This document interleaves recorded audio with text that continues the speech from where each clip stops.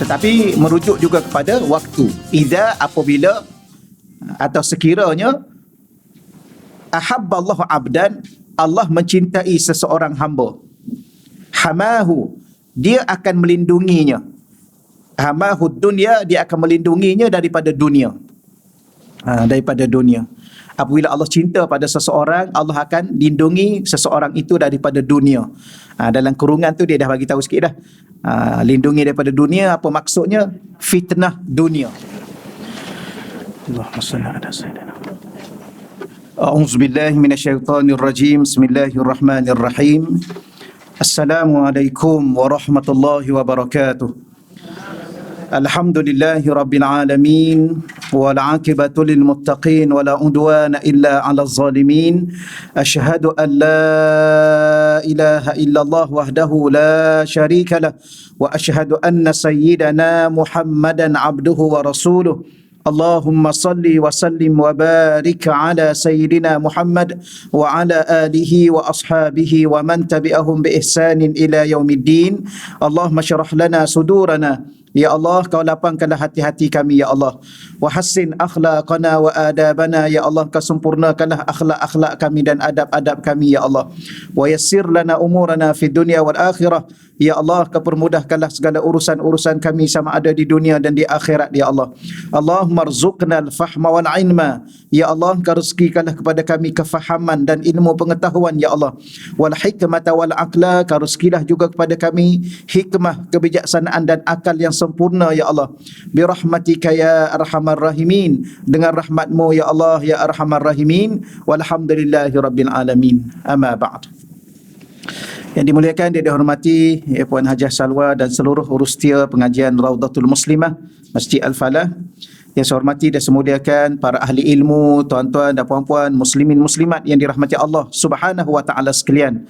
Alhamdulillah, sekali lagi kita melafazkan betapa bersyukurnya kita kepada Allah Subhanahu wa taala kerana waktu-waktu seumpama ini Allah Taala kurniakan kepada kita untuk berada di taman-taman syurga Allah Subhanahu wa taala, insya-Allah.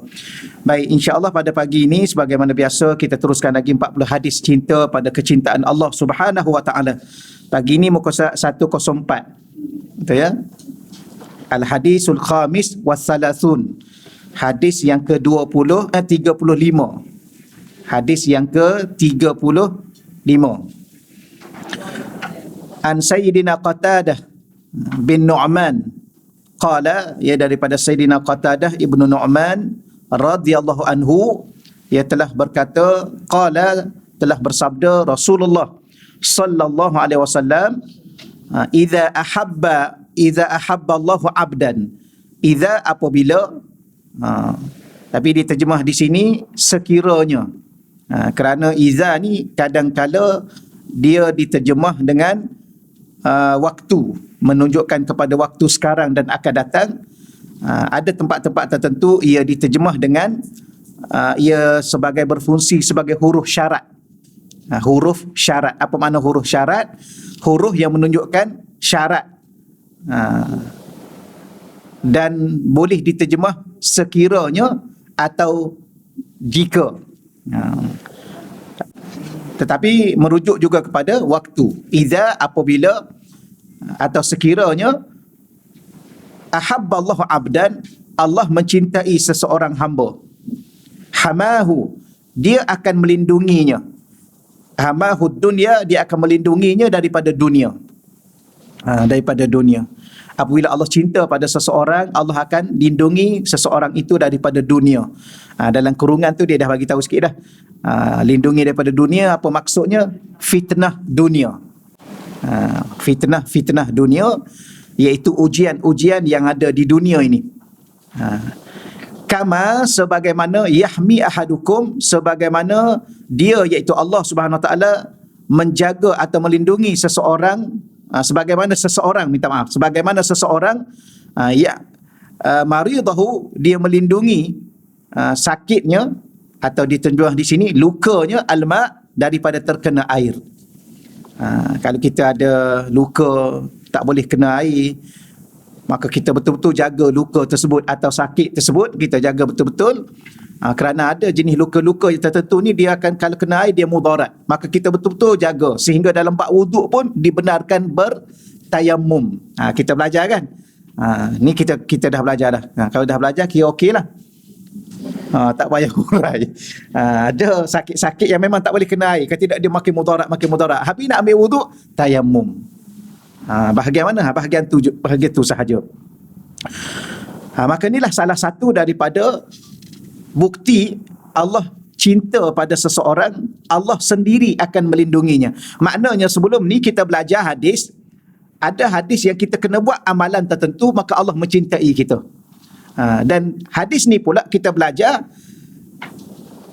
keadaan seseorang bila mana dia berada pada situasi tersebut, itu bukti Allah cinta padanya. Apakah keadaan itu?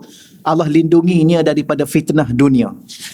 Kita lihat sekejap apa fitnah dunia. Muka surat 105 tu. Dunia dah tahu kan? Apa makna dunia? Dunia ni dia ada beberapa maksud secara bahasa. Dari sudut bahasa Arab. Bahasa Arab ad-dunya. Bahasa Arab yang lain ialah dunia ni disebut dalam bahasa Arab yang lain antaranya Allahumma salli ala sayyidina Muhammad. Ada beberapa perkataan. Lupa pula dah. Ada perkataan disebut aula. Dunia ni adalah sesuatu yang disebut permulaan. Sesuatu yang permulaan. Tak payahlah nak bangga sangat dengan dunia ni, walau sekaya mana pun, setinggi mana pangkat pun, dia baru permulaan. Nak tahu siapa betul-betul tinggi, siapa betul-betul mulia, siapa betul-betul kaya, tengok akhirat. Akhir nanti. Macam mana tu, risau juga kadang-kadang. Hari ni kita nampak orang ni kaya, ni jutawan, ni bilioner, ni pangkat besar, ni pangkat ni. Tengok akhir nanti. Ada orang ni pula kita tengok biasa saja dia. Bahkan kita tengok dia miskin, dia fakir. Tapi akhirat tengok. Siapa yang betul-betul kaya? Kerana dunia tu adalah permulaan. Ya. Sebab tu Allah lindungi seseorang itu daripada dunia, maksudnya daripada fitnah dunia. Apa makna fitnah dunia? Ujian dunia. Apakah ujian dunia? Berbangga-bangga dengan dunia. Dengan apa yang ada.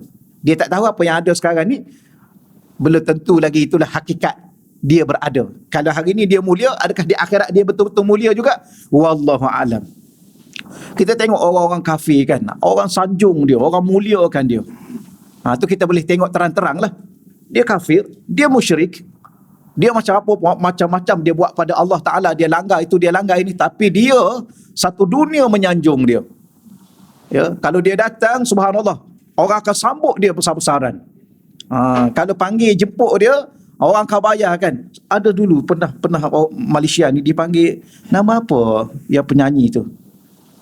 Ya, Richie belakang dia. Ronald Richie. Tahu juga ya? Oh, tahu juga. Kan? Satu saya baca paper juga pada masa tu. Tahu. Tahu juga kan? Memang kena tahulah. Ni dunia nak kiamat dia pun tak tahu apa lagi ni. Berapa 7 juta kau bayar dia. Satu lagu 1 juta gitu, lebih kurang. Maknanya bayar dia dengan segala-galanya, tapi dia kafir. Akhirat tengoklah dia di mana. Kalau dia tidak mati, kalau dia mati dah kadang kafir. Sebab tu kadang-kadang kita kena faham juga, orang kafir ni masuk neraka tak? Kita kena jawab kalau dia mati kafir. Jangan cakap orang kafir masuk neraka semua. Jangan. Ada dalam satu ayat Quran suratul Baqarah juzuk yang kedua. Innal ladzina kafaru wa matu wa hum kuffar. Innal ladzina kafaru, sesungguhnya orang-orang kafir ni, wa matu wa hum kuffar, dan mereka mati kafir. Tu kena bimbang juga. Habis kita orang Islam ni masuk syurga apa? Kalau mati sebagai seorang muslim yang mukmin. Berapa ramai juga ada orang yang murtad, wal iyazubillah. Tapi apa yang saya nak fahamkan untuk diri saya, untuk kita semua pada pagi ini ialah bukan masalah dunia, masalah fitnah dunia. Dunia tak bersalah, dunia tak memberi mudarat kepada kita, tapi kita terfitnah dengan dunia. Ujian dunia, salah satunya berbangga dengan apa yang dimiliki sekadar di dunia. Sekadar apa? Sekadar permulaan. Dunia ni juga disebut, baru saya ingat, dana'ah. Apa makna dana'ah? Sesuatu yang membawa kepada kehinaan sebenarnya. Sebab dia bentuk ujian. Dan ujian ni ada yang lulus, ada yang tak lulus, ada yang lulus jadi mulialah dia. Kalau yang tak lulus, hinalah dia. Ada juga yang disebut dunuwun. Apa makna dunia? Dunuwun, sesuatu yang segera dan dekat. Sekarang. Tapi kalau yang ada sekarang, belum tentu boleh dibawa sampai ke akhir. Sebab benda tu benda sekarang saja. Benda segera. Benda segera kan cepat hilang. Ya. Itulah dunia. Dan beberapa istilah-istilah yang lain, darul fana, suatu tempat kehidupan yang fana, yang binasa. Apa makna binasa? Dia tak kekal. Sihat tak kekal. Cantik pun tak kekal. Ya, tak payahlah usaha nak terus cantik, tak payah. Merugikan masa. Saya nak usaha terus cantik, Ustaz. Tak. Selagi mana duduk di dunia, dia sampai masa tak cantik. Tak boleh kata tak cantik, kurang cantik. Tahu tu? Dia makin kurang. Sebab dunia dia fana, darul fana. Macam kita juga orang lelaki, tak payahlah berbangga. Hari ni memang sadar lah tengok 20 tahun, 30 tahun lagi. Nak tengok sadar lagi ke tak. Dia tak akan kekal. Sebab tu tak payah berbangga lah dengan apa yang ada pada hari ni. Bersyukurlah. Bukan berbangga, bersyukur. Bukan kata habis macam tu Ustaz, kita tak payah pandang apa-apa. Tak, kena lihat diri kita itu dari anugerah Allah. Maka bersyukurlah apa yang ada. Berterima kasih dengan Allah, itu maksudnya bersyukur. Baik, kita baca di sini insya-Allah setelah kita faham apa makna dunia. Dan apa yang dengan makna dunia tadilah dia memberi maksud ada di sebaliknya ujian. Dunia merupakan medan fitnah. Medan atau lapangan fitnah. Apa makna fitnah? Ujian yang dijadikan Allah sebagai ujian terhadap hamba-Nya. Kita kena ingat bahawa isteri itu pun ujian, anak itu pun ujian, suami itu pun ujian. Maka sebab tu kena banyak-banyak bersabar. Sabar je lah. Sabar, betul. Yalah dunia, kita ni lah salah satu daripada, dia panggil apa? Kehidupan dunia yang ada di dunia. Sebagaimana kita kata harta itu ujian. Habis yang memiliki harta tu, yang mengurus harta, semua ujian. Dalam Quran menyebut bahawa anak-anak kita tu pun adalah ujian pada kita. Maka sabarlah dengan mereka, kerana dia ujian untuk kita. Siapa suruh lahirkan anak? Tak nak anak, tak dapat anak, nak pergi sana, pergi sini. Minta ayat tu, minta ayat ni, dapat anak, sudah pening pula. Alah, itulah ujian. Baik, tak ada ya? Tak ada pun ujian juga. Tengok orang sebelah, subhanallah seronoknya dia. Kita rasa nak juga. Lepas tu nak pula nak ramai. Anak ramai. Kenapa anak ramai? Sebab Rasulullah suka anak-anak yang ramai. Tapi kita kena menunggu saat-saat ujian. Makin ramai, makin banyak ujian. Allah, gitulah ya. Maka disebut di sini, ayat yang kita baca lagi sekali. Sebelum ni pun dah ada satu ayat yang kita baca. Di sini kita baca, wamal hayatud dunia, dan tidaklah hidup dunia. Sebab tu Allah Ta'ala bila mana dicerita pasal dunia yang memberi ujian pada kita, disebut hayah, hidup dunia. Bukan dunia itu semata-mata, tapi hidup di dunia. Illa, melainkan tidaklah kehidupan dunia, melainkan la'ibun. Ia adalah suatu permainan. Walahwun. Ya, permainan pula, permainan yang sia-sia ditulis di sini. Lahwun, dan hiburan yang melalaikan. Sebab tu nak berhibur bukan tak boleh, tapi jangan sampai hiburan yang melalaikan. Hiburan yang melalaikan itu diistilahkan dalam bahasa Quran lahwun. Berhibur boleh, memang boleh. Jangan biarkan hati kita terus bersedih. Tapi hidup dunia ni, dia ada waktu. Waktu bersedih, sedih je lah. Nikmatilah hidup dalam kesedihan itu. Tapi di saat sedih, jangan kita rasa hidup ni akan terus sedih. Dia akan ada waktu-waktunya gembira. Waktu saya dulu kadang-kadang kita lah setelah mungkin tuan-tuan dan puan-puan lagilah banyak pengalaman dalam kehidupan kan. Betul ya? Alhamdulillah. Betul lah. Dia pengalaman ni umur. Pengalaman ni umur. Saya dulu kadang-kadang kita kan dulu contohlah barangkali saya dulu buat warak lah barangkali lah. Pura-pura warak. Tapi memang betul berjalan tunduk. Saya tu kalau jumpa orang perempuan saya cari jalan lain. Ni warak tahap apa tak tahulah. Rupanya bukan begitu. Itu ayat Quran. Bukan begitu. Akhir sekali kita tengok, dia ni kenapa kuat ketawa. Orang ketawa pun kita rasa sebab kita diam kan, diam. Ketawa pun perlahan, tutup ketawa. Bukan. Akhir sekali kita faham hidup ni. Di saat kita tengok orang gembira, biarlah dia gembira. Di saat kita tengok dia ketawa, biarlah dia ketawa. Tapi ketawa yang dekat-dekat tu tak baik. Ya itulah. Cuma ada adab ketawa tu kan. Setiap benda ada adab. Ketawa pun kena ada adab. Jangan terbahak-bahak tenganga-nganga depan orang. Kan tak boleh. Tapi kita, kalau dia terlebih lah kan, dia terlebih lah. Mungkin ada waktu orang ketawa ni kadang-kadang kalau kelakar sangat dia terlebih juga. Dia sampai keluar air mata, ketawa apa itu? Ketawa ke menangis sampai keluar air mata tu. Biarkanlah mungkin itu saat dia ketawa. Mungkin waktu-waktu lain dia banyak menangis. Akhir sekali kita hargai orang. Jangan kita tengok, kenapa dia ni macam ni. Contoh kita tengok orang tak dedah aurat kan. Kita kata mungkin saat tu dia belum sedar, mungkin satu hari dia lebih hebat pada kita, dia tutup aurat dia. Itu lagi mudah lah. Sebab hidup dunia ni dia tak kekal. Kita hari ni macam hari ni kan. Hari ni datang kuliah, Alhamdulillah. Jumaat depan belum tentu. Kok Allah bagi berubah pergi apa-apa tempat-tempat tak adalah kan. Tapi harap-harap taklah begitu. Maka bersyukurlah dengan apa yang ada. Jangan terlalu kita rasa kerana ini dunia. Sama juga kalau kita tanya kenapa ustaz saya sekejap begini, saya sekejap begitu, sekejap begini, sekejap begitu. Itulah dunia. Maka sebab itulah doalah pada Allah supaya kita tetap dalam orang-orang yang soleh dan soleha. Tetap beriman. Itu bimbang. Kerana itu hidup dunia. Kalau nak berhibur boleh, tapi jangan melalaikan diri kita daripada Allah. Walad darul akhirah, dan dar al-akhirah. Dar ni kita nak terjemah apa ya? Rumah boleh, tempat tinggal boleh. Dia terjemah di sini negeri akhirat. Dar tu asal makna, kalau balad tu negeri, dar tu tempat kediaman di akhirat. Khairul lil ladzina yattaqun, lebih baik kepada orang-orang yang bertakwa. Afala taqilun, apakah kamu tidak menggunakan akal untuk berfikir atau untuk memahami? Akal untuk memaham. Jangan terjemah afala taqilun, apakah kamu tak ada akal? Ya, ada orang terjemah mudah. Afala taqilun, apakah kamu tak ada akal? Tak, mana ada manusia tak ada akal? Semua manusia ada akal. Cuma dia pakai tak pakai akal dia. Ya. Saya pernah sebut pada tuan-tuan dan puan-puan, lembu tu pun dia tak ada akal tapi dia ada otak. Dia pakai tak otak dia? Dia pakai. Mana dia makan besi-besi masjid tu? Mana ada? Dia tahu besi dengan rumput.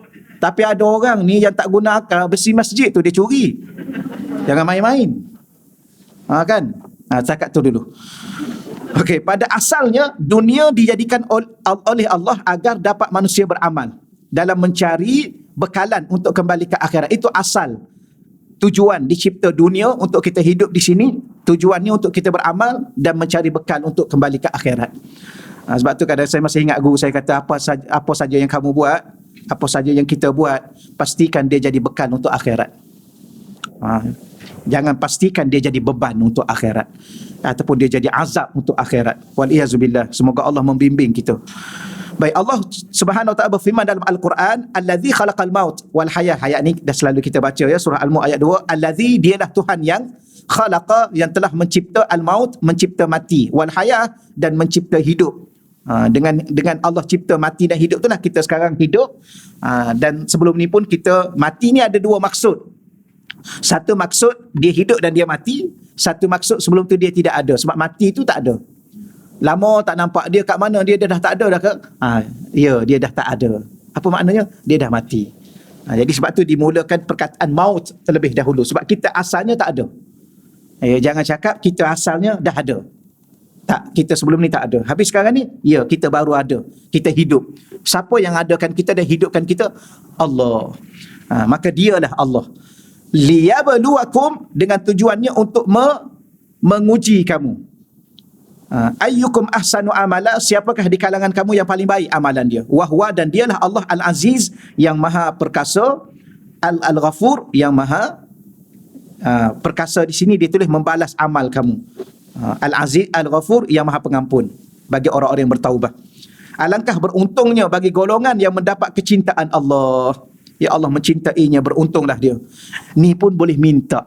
Kita belajar ni, kita nak buat amal. Amalan ni boleh Allah cinta kita. Amalan ni Allah cinta kita. Tapi puan-puan jangan lupa, minta langsung dengan Allah. Ya Allah, kau jadikan aku ni, ya Allah, orang yang dicintai olehmu, ya Allah. Doa, minta. Ya, sebab Allah kata dah, ud'uni astajib lakum. Ya, saya secara kesimpulannya, dalam banyak-banyak kaedah kaedah minta lah yang paling mudah. Minta aja dengan Allah. Nak jadi orang bertaubat, minta dengan Allah. Nak bangun malam, minta dengan Allah. Nak berpuasa, minta dengan Allah. Nak jadi hati tu sabar, minta dengan Allah. Ya Allah, Kau jadikan aku ni orang yang penyabar, ya Allah. Ya Allah, Kau jadikan aku ni orang yang bersyukur, ya Allah. Ya Allah, Kau jadikan aku orang yang saleh dan salihah, ya Allah. Ya Allah, mintalah semua. Ya, apa saja. Dan minta tu selalu duk minta.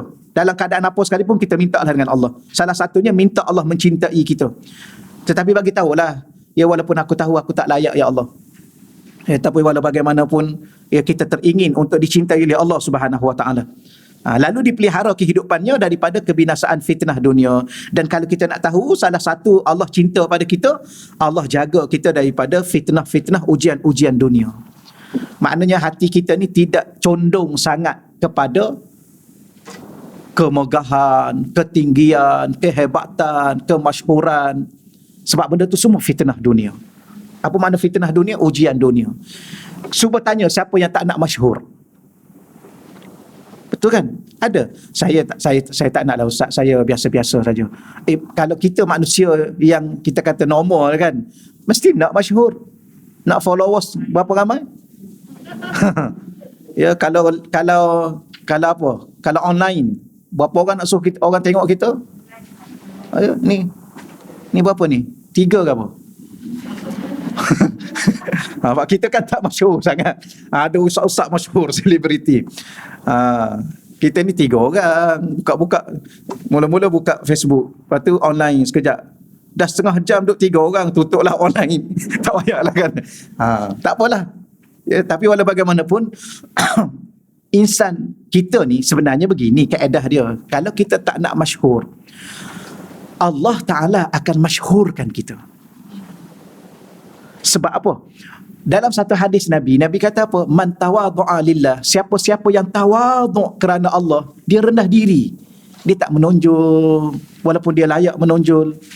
Dia tak ke depan walaupun dia layak ke depan. Allah Ta'ala akan angkat dia suatu hari nanti. Rafa'ahullah, Allah akan angkat dia. Bila mana Allah angkat dia, tak ada siapa boleh tandingi dia. Contoh Rasulullah. Rasulullah ni siapa? Anak yatim je. Anak yatim, orang pun tak nak susukan dia. Ibu-ibu susu ni tak nak. Semua pilih yang lain. Yang tu nasib je. Kalau tidak balik tangan kosong, terpaksa ambil je. Kenapa? Kerana dia dah tak ada ayah. Kalau upah pun tak banyak, maknanya dia ni tak ada. Ya, pak saudara dia pun tak pandang pada dia, tak nak ikut dia. Maka semua ni, kaum dia Mekah pun menolak dia, menghalau dia, terpaksa keluar pergi ke Taif. Tapi sampai satu masa Allah angkat dia, maka tidak ada sesiapa yang boleh. Sebab tu kita ni, kalau orang hina kita, tak apalah, biarkanlah dia hina pun. Sebab kalau kita mulia, kita tak akan rendah dengan kehinaan. Kalau kita dimuliakan oleh Allah, kita tak akan rendah. Tetapi orang yang hina, walaupun dimulia-muliakan, dia tetap hina. Kalau Allah hina dia, dia tidak akan mulia walaupun sesiapa pun yang memuliakan dia. Sebab tu kadang-kadang hidup ni mudah saja. Tapi kita tak tahulah kenapa. Sepatutnya, mungkin kita manusia lah kan. Kadang-kadang, biasalah. Dia orang hina kita, orang kata kat kita, okey, terima kasih. Dia kata kat kita apa? You ni kenapa yang bodoh sangat ni? Alhamdulillah, terima kasih, memang air tak cedik mana pun. Rasa dia lagi menggelupur rasanya. Nak cakap apa lagi? Hidup ni biasa ya. Tapi kadang-kadang hati kita itu bermasalah. Ya, jadi masalah sebenarnya ialah di hati ni. Sebab tu hatinya sedikit tidak berpaling daripada Allah. Tu hati tu. Saya bincang situ, saya nak sebut yang perkataan tu. Hatinya sedikit pun tidak berpaling daripada Allah, walaupun memiliki kekayaan segala isi dunia. Mereka inilah golongan yang berjaya. Sebaliknya Allah memberi amaran terhadap golongan yang terfitnah terhadap dunia sebagaimana firman-Nya. Yang inilah ya. Yang ini banyak kali dah kita baca, saya terus terjemah sepintah lalu. Qul, katakanlah wahai Nabi Muhammad, in kana aba'ukum, sekiranya bapa-bapa kamu, wa abna'ukum, anak-anak kamu, wa ikhwanukum, saudara mara kamu, wa azwajukum, ya pasangan-pasangan kamu, wa ashiratukum, ahli keluarga kamu, wa amwalun iktaraftumuha, harta benda yang kamu usahakan, wa tijaratun taksyawna kasadaha, perniagaan yang kamu bimbang akan kerugiannya, wa masakinu tardawnaha, rumah tempat tinggal kamu yang kamu rasa selesa, kamu rasa redha, selesa, ahabba ilaikum, lebih kamu cintai, ya minallahi wa rasulih, nak dibandingkan dengan cinta kamu kepada Allah dan Rasulnya, wa jihadin fi sabilih, dan berjihad di jalannya, fatarabbasu, tunggu kamu, kata Allah. Allah bagi amaran. Tunggu kamu. Ni Allah senarai satu-satu ya.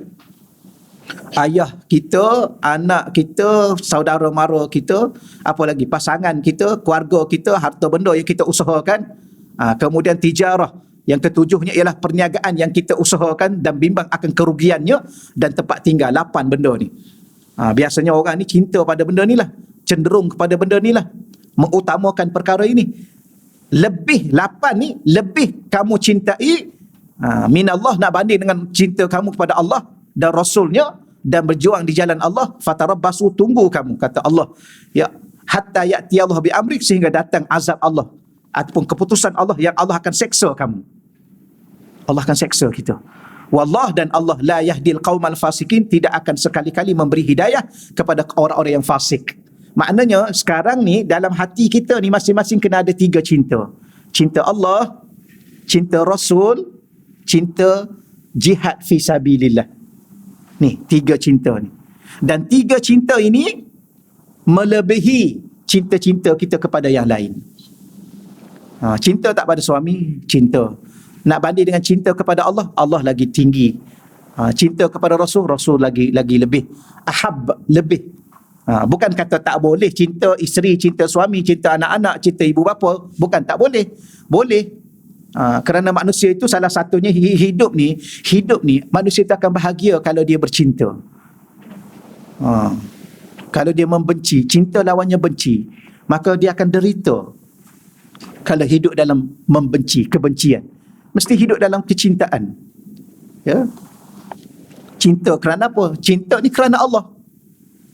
Sebab tu ada 2 kan, ada 7 golongan tu. Salah satu golongannya ya Allah akan payungi akhirat. Rajulani, 2 orang. 2 orang ni kenapa? Dia mencintai di antara satu dengan lain. Kerana Allah, bukan kerana orang ni tak, kerana Allah. Ijtama alaihi, dia jumpa kerana Allah, wa tafarraqa alaihi, dia berpisah dengan kerana Allah.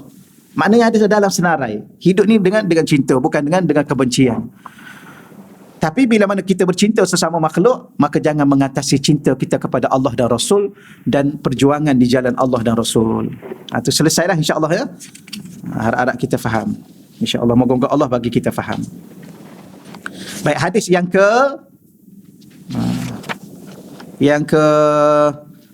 36, muka surat 107.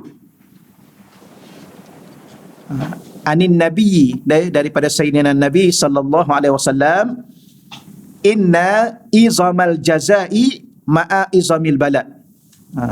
Inna, sesungguhnya, izama al jaza, sesungguhnya ganjaran yang agung, ganjaran yang besar, ma'a izamil bala, akan datang bersama ujian yang besar. Ya. Cuma di sini saya nak perjelas sikit. Ni kita faham dah. Macam mana nak dapat ganjaran yang banyak, yang besar? Maka dia berserta dengan ujian yang besar. Jadi kalau datang kepada tuan-tuan dan puan-puan ujian-ujian yang besar, maka bersedia untuk redha, kerana tuan-tuan sedang bersedia untuk dapat ganjaran yang besar. Kita ni, kenapalah ustaz, saya diuji berat ustaz, orang lain taklah macam saya. Allah nak bagi sesuatu yang lebih besar, nak banding dengan orang lain. Tak nak. Ganjaran nak, ujian tak nak. Kan? Yang ni saya yakin tuan-tuan boleh faham lah. Macam orang berniaga lah kan, lagi besar modal dia, lagi untung besar kan. Betul?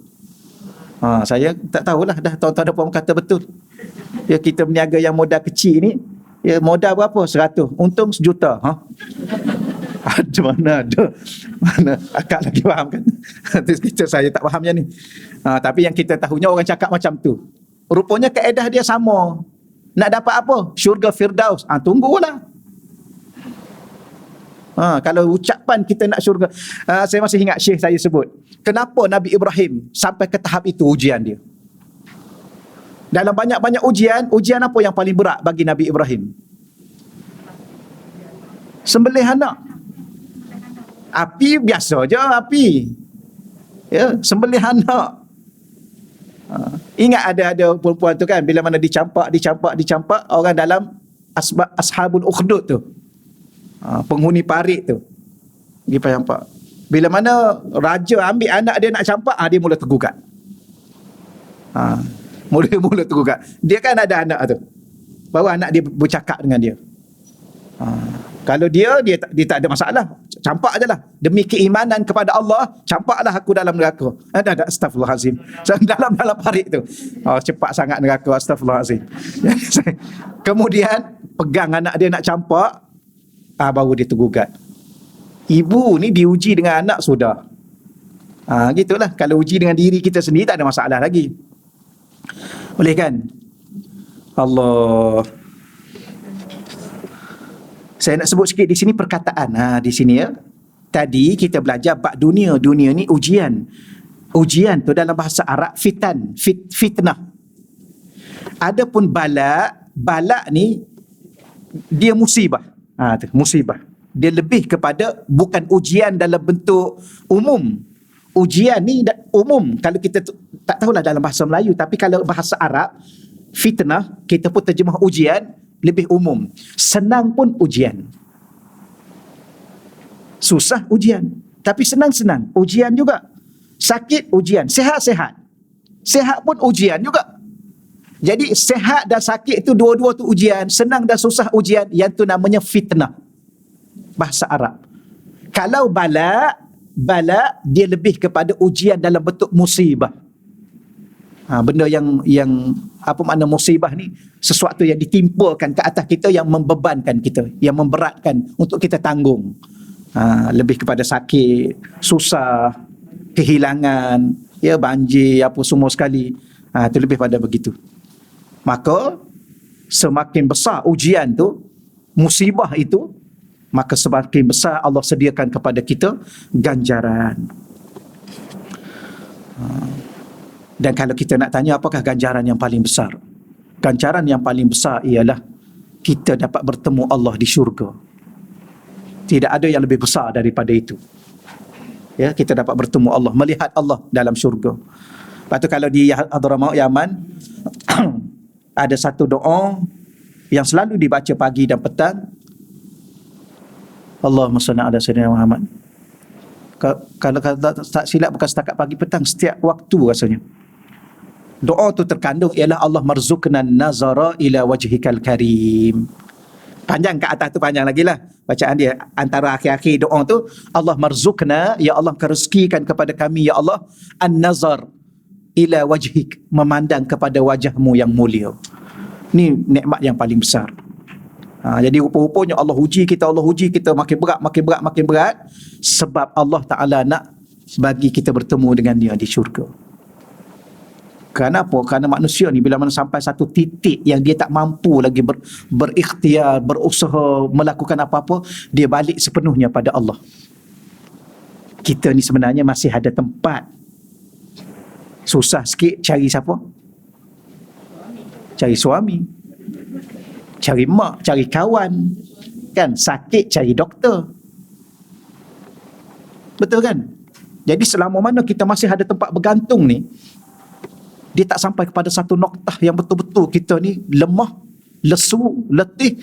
Jadi Allah turunkan kita, Allah bagi kita. Kenapa? Sampai satu noktah Allah nak seluruh hidup kita serah pada Allah. Ketika itu Allah nak. Tapi kita ni masih berbelah bahagi lagi. Betul, samalah kita semua. Kenapa Allah matikan? Tengok Nabi kan, Allah matikan ayah, Allah matikan ibu bonda dia, Allah matikan datuk dia, Allah matikan isteri dia. Kemudian dia pun naik jumpa dengan Allah. Dia nak bebaskan kita daripada segala pergantungan. Kan kita duk baca Allahus Samad. Allahus Samad, Allahus Samad. Cuma saya tertinggal tadi Nabi Ibrahim ni, tertinggal sikit yang saya nak cerita tadi. Nabi Ibrahim ni kenapa dia uji ke tahap itu?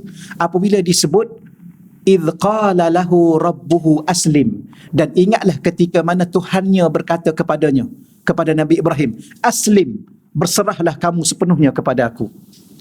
Dia jawab apa? Aslamtu li rabbil alamin, aku telah serah diriku sepenuhnya kepada Tuhan sekalian alam. Setelah itu Allah uji dia dahsyat. Kerana dia telah serah diri dia kepada Allah, maka Allah uji dia sedahsyat-dahsyatnya untuk dia kembali seluruhnya. Kerana apa? Kerana cakap bolehlah. Cakap aku dah serah diriku kepada Allah seluruhnya. Allah nak cakap A, aku akan kata A. Allah kata halal, aku kata halal. Allah kata haram, aku akan tinggalkan. Ya ke? Atau ada waktu-waktu tertentu tergugak juga kita. Macam orang cakap lah kan. Orang cakap, macam mana? Dia kata duit ni kalau sikit tak apalah. Kalau orang letak kat kita 10 juta depan kita ni, tak terbeliak biji mata kita. Orang cakap, siapa tak tahu, kita pun tak pernah. Siapa dia nak bawa kat kita. Tapi nak bagi tahunya ada orang tertentu tu sampai tahap masa dia itu okey lagi lah. Kalau dia diuji, datang seorang perempuan macam rupa bidadari, macam mana? Ada ke macam bidadari? Jangan. Batu jangan minta ujian. Ya Allah engkau ujilah aku. Jangan. Tak payahlah. Ya. Tak payahlah. Ya Allah engkau ujilah aku, ya Allah. Kita kalau boleh, ya Allah kalau engkau nak uji aku sikit-sikit, sudahlah ya Allah. Tapi kalau dah uji sikit je lah ganjaran pahala. Okeylah, lambat ni. Baca kat sini, kita teruskan. Dia mengaji tak boleh lambat. Ya, kalau nak hurai, hadis ni pun kita boleh hurai 2 jam pun tak apa. Ya, banyak perkataan-perkataan yang boleh ni. Yang boleh dihurai. Baik. Wa annallah wa innallaha dan sesungguhnya Allah iza ahabba qauman, apabila Allah mencintai satu kaum, ya, satu golongan manusia, ibtalahum, maka Allah akan uji mereka. Hum di sini, kauman di sini menunjukkan ramai. Ramai. Maknanya kalau Allah uji kita satu keluarga, ramai bahasa Arab 3 ke atas. Dah dikira hum. Huwa, huma, hum. Mereka, ramai. Anta, antuma, antum. Kamu, ramai. Ramai bahasa Arab dipanggil jamak. Ya, mufrad, musanna, jamak. Jamak ni 3 ke atas. Ya, kalau ada anak kita dah 3 orang, ramailah tu. Saya tak ramai Ustaz, 3 je. Ramailah tu kalau bahasa Arab. Kalau bahasa Melayu tak tahu. Bahasa Melayu berapa ramai? Bilangan dia. Baru kita kata ramai. 5 baru ramai. 10 ya? Sudah. Ni khilaf dah ni. Khilaf baina. Ya, betul-betul dalam bahasa kita orang Melayu ni. Ramainya anak dia. Berapa? 5 ya? Kira dah ramai lah ya? Sekarang. Arab, kalau ikut bilangan kaedah, bukan bilangan anak, bilangan kaedah, 3, tak kira lah apa-apa pun. 3 ke atas, kira ramai. Kira banyak. Dah kira ramai, kira banyak. Jadi, apa maksud? Maknanya, kalau kita isteri, kemudian ada anak seorang, maka ramailah. Maka Allah uji keluarga itu. Maka tanda keluarga itu dicintai oleh Allah. Iza, apabila ahabballah, wa inna Allah, sesungguhnya Allah, iza ahabba, apabila Allah telah mencintai kauman, satu kaum, sama juga satu taman. Banyak sangat ujian kat taman kita, maka Allah mencintai orang taman itu. Ujian. Tapi jangan sampai terpedaya dengan ujian itu. Tak apalah kita duduk dalam ujian ni je lah. Ujian mesti dilalui, ditempuh. Faman radiya, maka sesiapa yang diuji kemudian dia redha. Redha dulu bahawa segala-gala adalah dari Allah. Tuan-tuan dan puan-puan, kadang-kadang kita terlepas pandang, kita terlupa. Kita dari Allah, maka segala yang datang kepada kita adalah dari Allah. Bukan dari diri kita. Maka bila mana dari Allah, redha je lah. Macam sekarang, puan-puan, saya pernah sebut dulu sebelum ni, puan-puan yang jadi perempuan ni, ada pilih sendiri nak jadi perempuan. Siapa yang tentukan puan-puan lahir sebagai orang perempuan? Redha tak? Ke tak puas hati jadi perempuan? Macam kita juga orang lelaki. Ada kita pilih sendiri nak jadi lelaki? Mana ada? Kita lahir, dah Allah cipta kita lelaki. Redha je lah. Jangan duk sibuk nak jadi maknya dan sebagainya. Redha. Baik, kalau sebelum ni kita lahir ni pula jadi anak siapa sekarang ni? Anak siapa? Anak ayah kita lah, anak ayah. Jangan duk fikir anak siapa saya ni Ustaz. Kita ni anak ayah kita dan mak kita. Mak kita, ayah kita nama apa? Itu masing-masing punya cerita lah. Redha tak itu mak dan ayah kita? Ke tak puas hati? Redha je lah. Kalau tak puas hati pun, rasa nak apa? Tak boleh dah. Rasa nak tukar mak lain lah, ayah lain lah. Nak lahir lagi sekali. Nak lahir lagi sekali. Kemudian nak tunggu sampai besar ni pula. Oh, tak payahlah, redha je lah. Kemudian lahir kat mana dulu? Lahir negeri mana? Tak puas hati. Saya tak puas hati Ustaz jadi orang Johor. Saya tak puas hati jadi orang Melaka. Sebab orang Melaka ni dia panggil apa? Redha je lah. Itulah yang terbaik untuk kita. Tak adalah tu contoh je lah. Jangan terasa pula orang Melaka. Redha je lah. Itulah yang terbaik. Kemudian Melaka tu kan dia luas. Lahir kat mana pula? Masjid Tanah. Tak nak Masjid Mahligai. Lahir kat situ. Macam kat Selangor. Lahir kat mana? Kat Sabak Bernam. Okey lah. Lahirlah juga kitanya. Tidak ada benda yang paling berharga ialah Allah lahirkan kita ke dunia. Kenapa? Dengan sebab tu kita ke syurga. Kalau kita tidak lahir, di mana-mana anak siapa, tak ada apa kita tempat ke dalam syurga. Jadi kalau sebelum ni kita redha, kenapa Allah bagi kita sikit sahaja ujian? Kenapa tak redha? Apa masalah kita sebenarnya? Yang lain kita boleh redha, yang ni tak boleh redha. Apa masalah kita? Apa yang kita tak faham sebenarnya? Cakap mudahlah, samalah saya pun. Akhir sekali kita renung balik, ya Allah, apa masalah aku sebenarnya? Apa masalah sebenarnya? Redha je lah. Faman radiyah, tapi apa balasan? Faman radiyah, sesiapa yang redha, falahu, baginya ar-ridha, baginya redha Allah. Rupa-rupanya Allah nak tengok, Allah uji kita, Allah nak satu perkataan di hati kita, satu perasaan redha, maka Allah redha dengan kita. Kalau dah redha, apa balasan yang besar itu? Syurga. Waman sakhita, sesiapa yang sakhita, apa makna sakhita ni? Marah. Siapa yang marah? Redha lawannya marah. Jadi kalau orang nak faham apa makna redha, redha ni tak marah. Sebab lawan dia tu, perkataan lawan dia. Maka falahu sukh, baginya kemurkaan daripada Allah. Dia nak marah siapa? Dia diuji, dia nak marah kat siapa? Siapa yang datangkan ujian pada diri dia? Allah. Kalau dia marah, nak marah kat siapa? Kat Allah lah. Dia ingat Allah tak boleh marah balik. Ni tengok ni. Kalau dia murka, dia marah, Allah juga murka balik pada dia. Lagi besar, lagi dahsyat kemarahan dan kemurkaan Allah. Kerana murka itu akan dibawa ke neraka. Allah waliyazubillah. Ya, moga-moga Allah Ta'ala bantu kita. Kita tak boleh nak lari daripada ujian dalam kehidupan ini. Sama ada ujian senang, ujian susah, ujian sihat, ujian sakit, tak boleh. Kerana itulah situasi hidup yang kita kena lalui. Sebab tu kadang-kadang di saat seperti kita belajar balik, macam tu rupanya. Di saat kita nak kena sedih je lah. Di saat kita nak kena menangis je lah. Di saat kita nak kena berdiam, kita berdiam je sekejap, satu tempoh masa, ambil je lah. Sebab tu kadang-kadang kita suami kan, kadang-kadang kita nampalah banyak cakap ni isteri kita ni, biarkanlah dia, waktu tu dia bercakap, kita dengar je lah.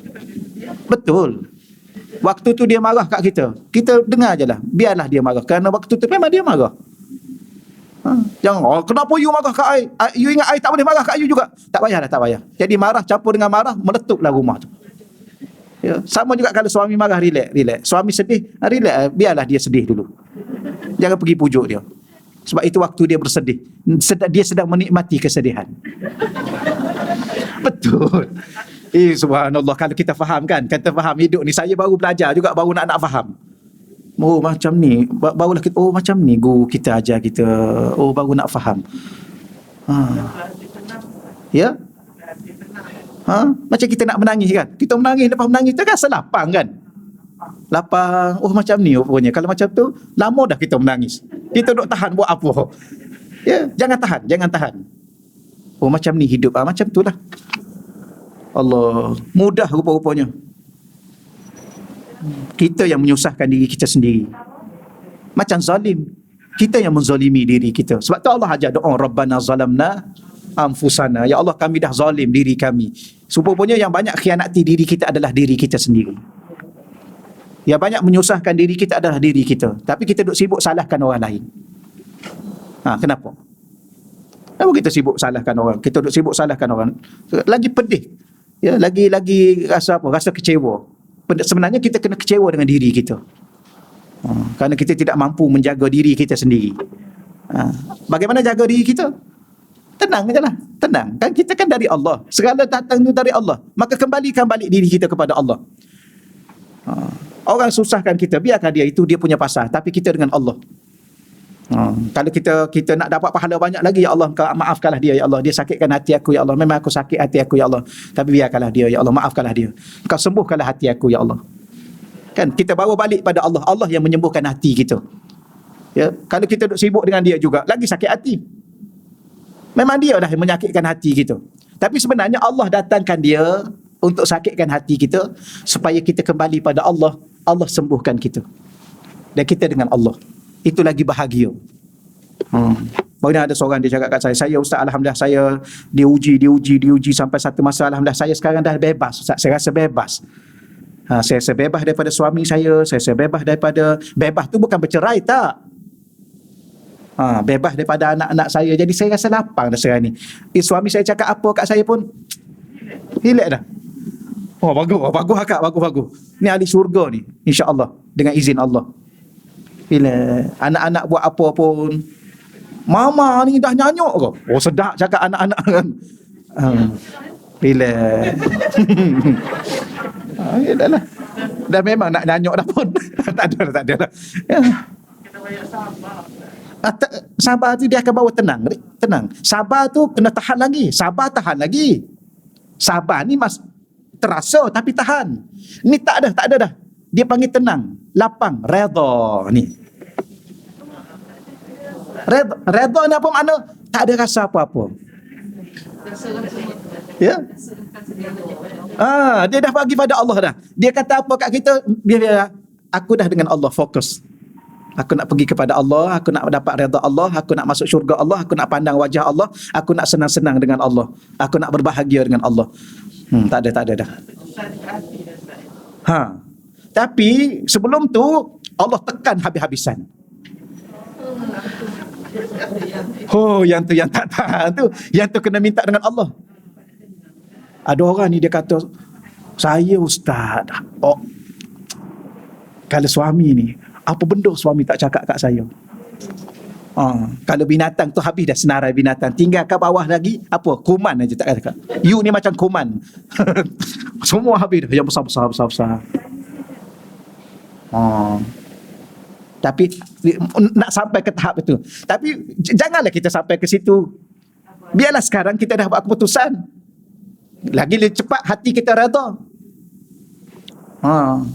Hidup ni lalu je lah, dah. Waktu-waktu yang ada ni lalu je lah. Solat, baca Quran, apa. Benda-benda yang musibah, yang buruk-buruk ni, dah ketepi-ketepikan. Biarkanlah. Jangan terkesan apa-apa.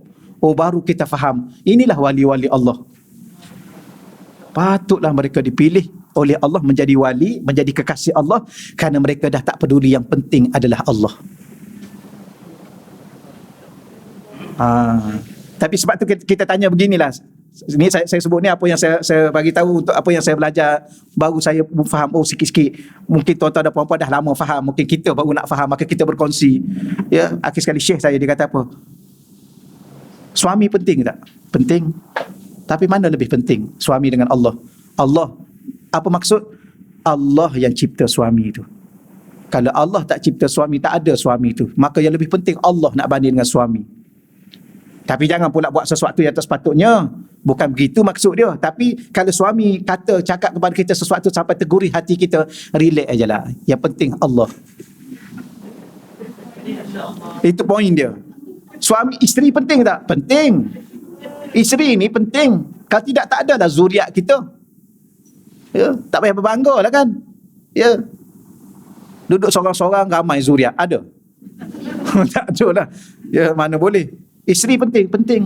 Dia jaga kita, dia jaga masak dan sebagainya. Tapi yang penting lagi Allah. Jadi kalau isteri buat hal sikit-sikit, biasa je lah, relax je lah, tenang. Sebab tu baru kita faham. Saidina Umar kan, garang dia. Isteri marah kat dia, dia dengar je. Sepatutnya mesti dia cakap lah, you ni cakap banyak ni, you kenal I ni siapa? Dulu Rasulullah tu I nak bunuh. Ingat you hari tak boleh bunuh? Sudah. Kan Rasulullah tu dia nak bunuh dulu. Kalau setakat isteri dia pancung aja. Memang dia kejap-kejap nak buka pedang. Ingat kan peristiwa kalau kita belajar, kejap-kejap dia buka pedang. Wahai Rasulullah, biar aku pancung aja. Bayar Rasulullah biar aku pancung. Semua dia nak pancung orang ni. Bagus sekadar isteri dia tengking aja diam. Tapi dia dengar. Kerana dia dah faham apa Rasulullah ajar kat dia. Dia dengar. Yang sahabat tu datang mengadu kena marah kat isteri pun dia kata dengar ajalah. Dengar ajalah. Sama juga perempuan dengan suami. Dengar ajalah. Masa dia marah, dengar ajalah. Jangan jawab, jangan apa. Dengar. Ya, sebab tu masa dia marah, biarlah dia menikmati kemarahan dia. Seronok juga belajar macam ni. Tapi macam ni lah. Macam ni lah. Tapi kita je yang duk kalut. Sama lah saya pun kalut. Kenapa ni, kenapa tu, kenapa ni, kenapa, subhanallah. Apa masalah kita sebenarnya yang kita belum faham? Kalau kita tak faham, kita nak harap anak kita faham. Mak pun tak faham lagi, ayah pun tak faham lagi. Saya nak suruh anak saya faham kehidupan, Ustaz, biar dia tahu makna. Habis kita pun tak faham lagi makna kehidupan. Jadi anak kita lagi lah. Kita yang 50, 60 ni pun terumbang ambing lagi. Nak suruh anak kita jalan lurus. Lepas tu duk marah ke anak lebih-lebih. Kita yang lebih-lebih. Betul tak? Gitulah. 108. Tak sempat ingat nak baca 3 hadis. Saya baca syarah dia. Hadis yang ke-37 tu terkejut kalau puan-puan baca. Dah baca kan? Terkejut tu. Hadis tu. Orang lelaki kalau dia baca separuh, senyumlah dia. Kalau baca separuh. Okeylah, kita lihat 108. Orang yang beriman kepada Allah pasti memiliki keyakinan. Ya. Apa makna iman? Iman itu adalah rasa percaya kepada Allah, rasa yakin kepada Allah. Maka pasti memiliki keyakinan bahawa segala sesuatu berlaku itu di atas ketentuan dan kehendak Allah. Ini yang kena tanam dalam hati kita. Segala benda yang berlaku atas ketentuan dan kehendak Allah. Yang perlu dihadapi oleh setiap mukmin. Nak tak nak, suka tak suka, itulah apa yang telah Allah takdirkan dan tentukan kepada kita. Kenapa? Kerana kalau kita sendiri nak tentukan hidup kita, nak buat pilihan ke atas diri kita, sampai hari ni tak ada apa-apa dalam hidup kita. Saya pernah sebut kan, kalau kita dipilih-pilih untuk jadi lelaki ke jadi perempuan, saya rasa sampai sekarang tak mampu nak pilih. Kejap pilih lelaki, kejap pilih. Nak jadi lelaki ke jadi perempuan? Kalau jadi lelaki kena jadi ketua keluarga, banyak kerja. Tapi jadi perempuan pula kena beranak pula. Nak jadi lelaki kan nak jadi perempuan. Akhir sekali tak jadi-jadi gitu. Kemudian okeylah, pilihlah jadi lelaki lah. Nak jadi anak siapa pula? Pilih. Tentu sendiri. Anak siapa? Anak raja ke anak PM? Anak orang kampung ke anak orang bandar? Anak orang kaya ke anak orang miskin? Pilih. Okey, dah jumpa dah. Pilih ayah. Ibu-ibu. Pilih ibu pula. Ayah dah ada. Nak ibu yang mana? Arab? Ibu orang Arab? Mak orang Arab? Mak orang... Sudah. Okey, pilih. Kemudian nak lahir kat mana? Nak lahir kat Arab? Kat Europe? Kat Asia? Kalau Allah tak tentukan kita. Kemudian nak kahwin. Nak kahwin dengan siapa ya? Sebab tu jodoh dari Allah kan. Allah dah jodohkan kita dengan dia. Terima je lah. Jodoh dulu ke kahwin dulu? Kita ni kahwin sebab ada jodoh. Tak, jodoh dulu baru kahwin. Manakala kita kahwin tu, itulah jodoh. Jangan faham, alhamdulillah kita dah kahwin, ada jodoh kita ya. Memang jodoh dulu baru kahwin. Jodoh tu dari siapa? Allah. Sebab tu kadang-kadang kita tanya, kenapa I kahwin dengan you dulu ya? Kalau I kahwin dengan orang lain, tak payah cakap macam tu, sia-sia sahaja. Tapi dah nak marah cakaplah macam tu. Tapi kalau dia cakap kat kita diam je lah, sebab dia belum masuk alam takdir dan ketentuan dan menerima takdir dan ketentuan itu. Betul? Okeylah. Baguslah tuan-tuan dan puan-puan ni cepat okey, cepat faham. Allah, kalau Allah biarkan kita pilih sendiri, sampai hari ni tak tahu ke mana hidup kita. Nak kahwin dengan siapa, nak duduk kat mana, nak lahir di mana, nak sampai umur berapa. Agak-agak puan-puan betul-betul nak umur berapa kalau Allah bagi pilih? Betul-betul umur berapa nak? Sampai kiamat. Sampai kiamat ni bongkok berapa agak-agak? Kita tengok yang 100 tahun tu pun dah bongkok 3. Kalau 1000 tahun bongkok berapa? Bergulung, kalau berjalan bergulung gitu. Naklah macam tu. Lepas tu Kalau 100 tahun, berapa kedut? Kedut berapa? 100 tahun. Wajah ni. Kalau sampai kiamat, tak tahulah, semua tak tahulah berkedut macam mana. Sebab tu Allah Ta'ala dia bagi tempoh pada kita sampai masa matilah. Kalau tidak pun anak kita nak jaga kita sampai berapa anak kita? Ya. Maka okeylah, bagilah pada Allah Ta'ala, dia yang tentu itu yang terbaik. Macam tu lah. Dah faham dah, alhamdulillah. Maka redalah dengan apa segala-galanya. Moga-moga Allah Ta'ala hadiahkan, anugerahkan dalam hati kita semua ya pada pagi ini ya dengan merasa satu sifat reda. Ya, reda dengan makna yang sebenar yang Allah Ta'ala berikan kepada kita. Ia merupakan latihan terhadap keimanan seseorang kepada Allah, iaitu bagaimana interaksi hubungan hati seseorang mukmin yang mengaku beriman kepada Allah menghadapi ujian daripada Allah. Nya itu kembali pada Allah. Apakah dia akan reda atau sabar? Ataupun dia memberontak terhadap takdir Allah. Ya, di sinilah bersangka baik kepada Allah memainkan peranan. Jadi macam mana cara dia nak sampai ke tahap sabar, ke tahap reda? Ya, reda lagi tinggi tak banding dengan sabar. Ada setengah orang, ada setengah ulama, bukan orang, ada setengah ulama antaranya Imam Ghazali dan beberapa imam yang lain, ada setengah-setengah tu dia susun maqam. Reda ni dia panggil maqam. Apa makna maqam? Suatu kedudukan hati. Jadi hati ni maqam paling bawah dia panggil maqamut taubah. Hati yang berada dalam taubat. Sentiasa menyesal, sentiasa bertaubat, sentiasa beristighfar. Dan dia naik kepada maqam sabar dan sebagainya, tawakal dan sebagainya. Ada setengah ulama kata maqam paling tinggi kedudukan hati seseorang ialah redha. Tapi ada setengah lain mengatakan yang paling tinggi adalah cinta, mahabbah, al-hub. Itu ada khilaf ulama. Ada yang kata maqam paling tinggi sekali redha, ada yang paling tinggi sekali adalah cinta. Kenapa? Kerana Nabi bawa dalam hidup kita ni, selain redha, Nabi bawa yang paling utama adalah cinta. Sebab tu setengah ulama kata Nabi lain bawa satu, Nabi Muhammad dia bawa dua. Nabi lain dia bawa risalah agama, Nabi Muhammad dia datang dia bawa dua. Satu risalah agama, satu adalah risalah cinta. Sebab tu Nabi digelar Habibullah, kekasih Allah. Sebab tu Nabi adalah yang paling mencintai umat. Gitulah ya. Kemudian mana tadi? Allah Subhanahu Wa Taala berfirman, di sini bersangka baik kepada Allah memainkan peranan penting. Maka tolong banyak bersangka baik dengan Allah untuk membawa hati kita kepada sabar dan redha tadi. Dalam mendidik hati orang mukmin tak kala diuji. Kerana Allah berfirman, biadikal khair. Dalam kekuasaan engkau lah wahai Allah, ya sahaja adanya segala kebaikan. Ya. Sebab tu ada orang ni dia beramal dengan perkataan khair. Datang kepada dia khair, baik-baik insya-Allah. Datang pada dia apa-apa khair, baik. Maka segala benda tu baik. Kemudian Allah juga mendidik orang beriman. Ayat ni dah banyak kali kita baca ya.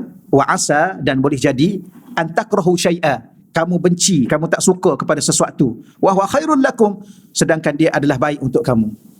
Berapa banyak benda yang kita tak suka, tapi itulah benda yang baik. Betul ya?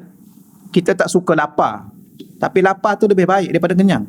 Kalau kita faham, badan kita sihat, ruh kita jadi kuat, apa lagi?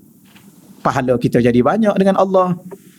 Ada satu kitab tu, dia satu kitab kalau kita nak apa, dia tulis kitab tu, kitab ulama besar, kitab aulia. Saya ada baca kat madrasah saya tiap-tiap Jumaat malam. Risalah masalah Ar-Rasail Darqawiyah. Risalah Darqawiyah. Dia kata nak berjalan atas air, nak terbang ni benda paling mudah. Benda paling mudah. Apa amalan dia? Amalan dia banyak puasa dengan banyak bangun malam. Siapa yang banyak puasa, banyak bangun malam, sekadar dia nak terbang, nak jalan atas air, itu benda mudah. Benda susahnya ialah bab kerohanian dalam kita menuju kepada Allah. Nak jadi makrifah, nak syuhud, menyaksikan Allah, musyahadah dan sebagainya, itu susah. Tapi sekadar nak terbang tu, kalau tuan-tuan beramal, dia ada 3 amalan. Pertama, kurang makan, puasa. Yang kedua, kurang tidur, iaitu qiyam. Yang ketiga, kurang bercakap, Jangan banyak bercakap benda yang perlu. Sampai satu masa Allah bagi kita boleh terbang biasa je. Dia boleh terbang pergi ke umrah. Tak payah beli tiket, tak payah vaksin apa, duduk-duduk tu. Tak payah booster, tak payah apa dah. Tu ya.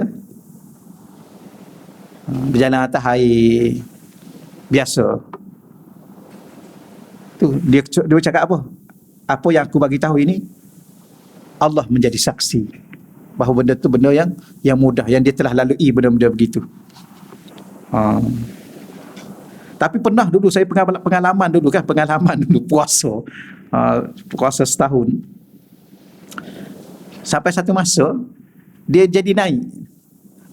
Kita pun pijak lagi di bumi. Jangan salah faham ni. Tak pernah terbang setakat ni. Kan? Jangan salah. Yang ni yang bahaya, payah. Tak payahlah. Ya. Tapi dia jadi itu. Allahu Rabbi. Takat tu dululah. Dia jadi fitnah. Bahaya. Dunia sekarang ni dia tunggu je. Kemudian dia fitnah lah. Ni beberapa fitnah-fitnah ni lah yang menyebabkan kita jadi sampai satu tahap macam ustaz-ustaz kita ni lah kan. Allah. Kita kadang-kadang kita mengajar bab ketuhanan kan. Kadang-kadang kita rasa, saya pernah satu ketika dulu, lama dah. Dia tak bagi saya mengajar. Mengajar apa? Mengajar Fatihah je pun.